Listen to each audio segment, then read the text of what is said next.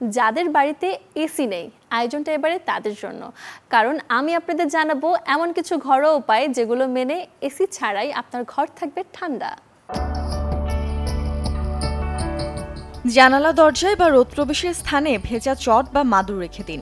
রোদের তাপ ভেজা মাদুর বা ভেজা চটের পানি শুকিয়ে ঘরের ভেতরে তাপমাত্রাকে তেমন একটা বাড়ানোর সুযোগ পাবে না। গ্রীষ্মকালে এমনভাবে ফ্যান সেট করুন যাতে সেটি ঘড়ির কাঁটার বিপরীত দিকে ঘুরে।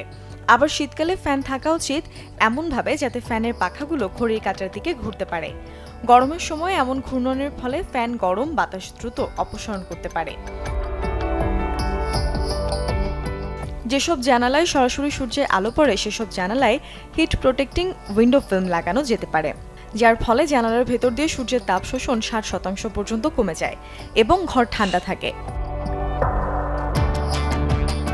বাজারে বাহারি ধরনের পর্দা থাকলেও গরম কমাতে চাইলে মোটা কাপড়ের এবং গাঢ় রং যেমন কালো, বেগুনি, নীল, খয়েরি এমন রংগুলো বাছাই করতে পারেন, কারণ এগুলো তাপ শোষণ ক্ষমতা বেশি, তাপ বিকিরণ ক্ষমতা কম।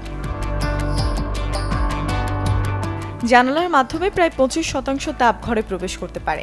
ঘর ঠান্ডা রাখতে দিনের বেলা বা দিনের যে সময় সবচেয়ে বেশি রৌদ্রোজ্জ্বল থাকে তখন তাপ প্রবেশ করার পথ বন্ধ করে দিলে উত্তাপ কমবে। রাতে ঘুমাবার আগে জানালা খুলে শীতল বাতাস প্রবেশ করতে দিন, এতে করে ভেতরে গরম বাতাস বাইরে বের হয়ে ঘরকে শীতল করবে। দিনের বেলা নতুনভাবে রোদ না ঢুকলে এই শীতল বাতাসই প্রশান্তি দেবে। Desk report, channel 24।